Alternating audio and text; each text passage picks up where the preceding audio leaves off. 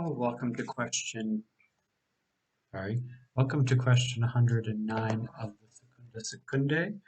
The topic for this lecture is truth, and I am Dr. Thibault. So when we're looking at truth, we are under the cardinal virtue of justice. We are looking at the potential parts of justice, which includes the virtue of truth. So very short line this time. Truth is under the subcategory, of observance as well. So how we treat one another is the section we're dealing with. So is truth a virtue? Well, now this is an interesting question because we think of the truth as transcendental. We think of truth as an object of virtue.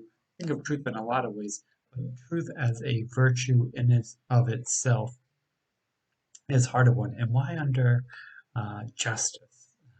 Well, as you can see, truth is not only brought up here, truth is brought up many times, but truth is also a virtue. It can be taken in two ways. By reason of which a thing is said to be true, and thus truth is not a virtue, but the object and the end of virtue, right? So if the object of faith is truth, then it's not in and of itself a virtue. It's an end of faith. But if we look at truth, the second definition, truth may stand for that by which a person says what is true.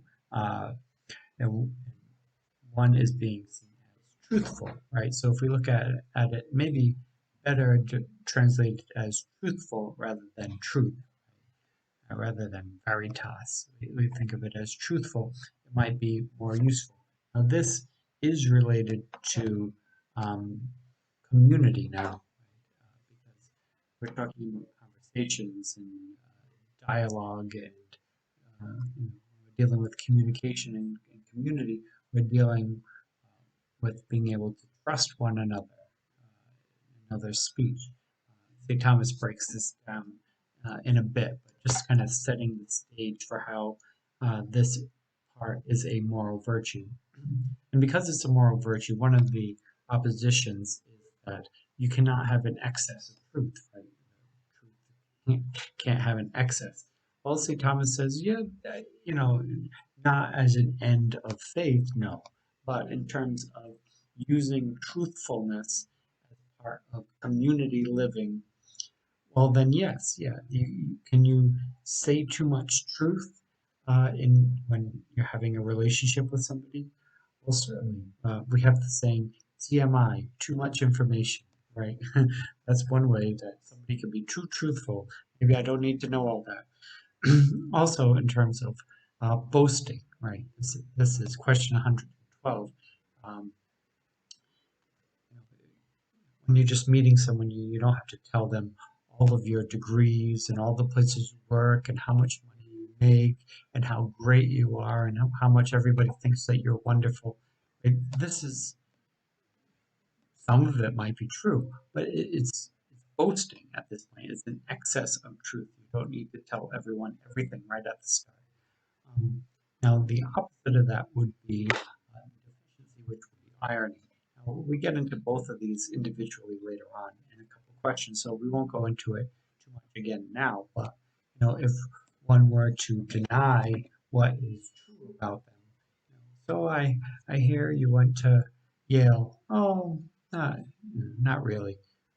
But if you did, then that would be a lie. So if you're lying in order to be modest, it's no longer modest, it's a lie. So there can be a deficiency or an excess in truth in this communal aspect of truth, in terms of truth being used as a way of communicating and having relationship with others. Well, in this regard, truth is a special virtue because it's associated with goodness, but goodness is in a general sense, right? There's a general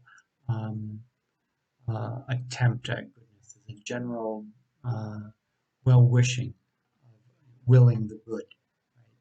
Willing the good is in some sense a generalized way, whereas truth has a special aspect of the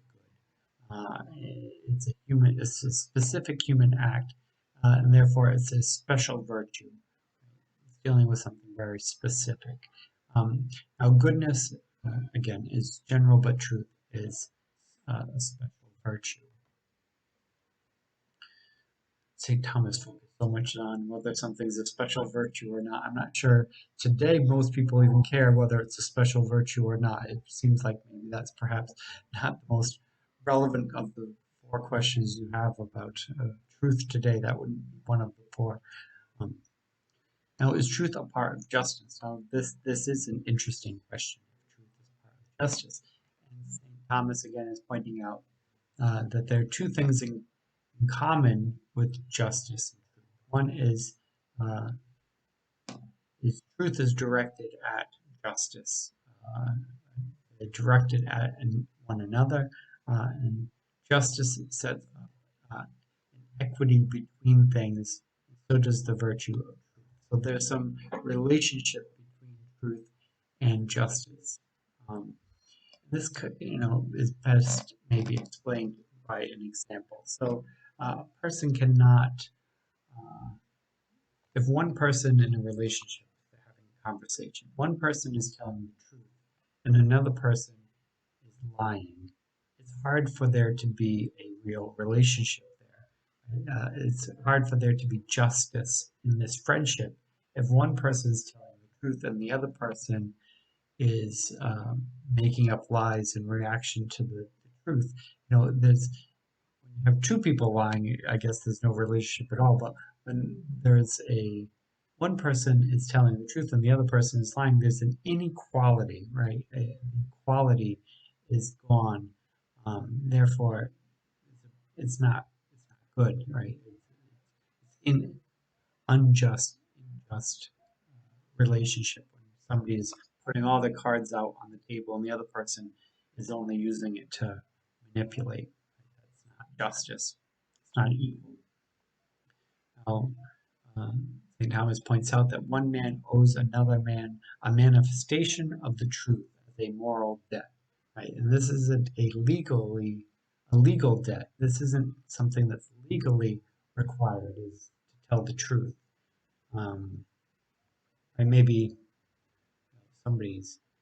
two guys are in a business meeting and one of them loves golf, and they start talking about a tournament, and he says to this other guy, "Did you see the game yesterday?" And the other guy, he never watches golf, but he really tries to impress this person. He goes, "Oh yeah. Oh, can you believe that shot? Oh yeah, I can't believe it." Right? He's going along with it. He's lying. He's not telling the truth. But it's one person is really manifesting who they are, and the other person is lying. There's a moral debt here, right? Because one person is being truthful and one person is not. There's a inequality in this relationship. And St. Thomas points out it would be impossible for men to live together unless they believed one another. Right? This is how truth, I think, is part of justice. Right? You can't have a just and equal society if everybody's lying to one another. There has to be truth in communication. Otherwise, there's a breakdown of the common good. Truth of justice. Okay, now St. Jerome points out these three different types of truth in the objections. Truth of life, which a man lives right in himself, right? That's not what we're talking about, living right in oneself. And there's the truth of justice, which is justice in itself, in a sense, and observes the rectitude of the law. We're not talking about legal justice here. We talk about it in other sections, but we're not talking about legal justice here. Talking about the virtue of truth. And then there's truth of doctrine, which is correct teaching. Again, not what we're talking about. What we are talking about with the virtue of truth is that manifestation of truth that's intended to give another person what is due to them. right? When you are living in a community, and you are communicating with somebody, you owe them the manifest truth. You need to show them the truth. Uh, and if they're telling you the truth, you owe it to that person to also tell them the truth. It is giving one their due. That's why it's part of justice in this regard. Now, the last question is kind of a fun one, and we get into this later on as well with boasting and irony again.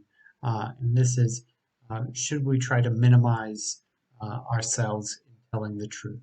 Now, we cover this again, I think, in irony, question 113, but declining from the truth in two ways. You can either not show all of the good that you have in one way. The second way is by denying the truth and lying about it, right? Those are the two ways of declining from the truth. So one way is when you walk in to the room and you don't know anyone, you introduce yourself, and they say, "Oh, what do you do for a living?" And you're a college professor, and you say, "Oh, I'm a teacher." Right? You could say, "Oh, I'm a college professor." Say, "I'm a tenured college professor." You could say, "I'm a department head of the university," or you could just say, "I'm a teacher." Right? Hopefully, you are. If you're a professor, you are a teacher. It's not necessarily a lie, but it's not trying to show off. Right? It's not showing off to the best of your ability. Um, there's a lot of ways of doing this. You're not lying, but you're not showing off. That's perfectly fine. And I think St. Thomas is really putting a stamp of approval on that value and that humility. Now, the other one is by denying the truth. Now, you shouldn't lie, right? If somebody says, "Oh, you teach, what do you teach?" Uh, I teach philosophy. Oh, do you teach at college? At a college? Well, if they ask that and I do teach at a college, I should say yes, because that's what the truth is. If I say, "Oh, no, no, no, no," well, that would be a lie, because I do teach at a college. So that, it's not okay to lie. It's okay not to tell all of the goodness that you could, right? You can start listing your resume. That's not the point. But you don't have to. You don't have to brag, but you can't lie. Uh, Now, and St. Thomas points out that it is fraught with greater danger and it is more annoying if people boast. He points this out a number of times that people can be very annoyed by boasting people, can be very annoyed by very pretentious people who want to trying to show off at the beginning. If you lower yourself, you know, lower yourself, people will probably be more agreeable to you. So you shouldn't lie. That's the answer. But if you do have to um, be guilty of excess or deficiency, it'd be better to be guilty of deficiency. It's better to say too little than to say too much. Uh, the ideal, though, is hitting it right on the means, right? Hitting it right in the middle where it belongs. Now, in conclusion, truth is an end and an object, but it is also a virtue, and that virtue is what we were looking at this time. Truth is a special virtue because it's not generalized like goodness, but is specifically applied in terms of truth, in terms of specific situations, in terms of relationships. And truth is a part of justice because really society falls apart when people can't trust what one another are saying. If everybody's lying, then there's no valid communication, and society breaks down. And lastly, uh, truth is truth inclines itself towards modesty, but it still must be true. Otherwise, it's not truthful. So that's what we have here for truth. The next, we'll be moving on to lying and hypocrisy, and boasting, and irony, and all these fun things, which ironically is where I started making videos. So I have now come to the full circle in justice and the cardinal virtue of justice. So if you start moving forward with questions 110 through the end, you will see my first videos. And then we start again at the beginning with question 57 on justice itself and move forward from there. Again, those are some of the first videos. But this one here is the last video, and strangely enough, in the middle. Hopefully, these videos have gotten better and not worse. So when you watch question 110, you get to see the full spectrum of the first video and the last video that I've now made. Uh, okay, so I will see you. I think I will be jumping backwards to prudence, which I haven't yet covered, but maybe you have already seen. Back in time. Okay, have a great night.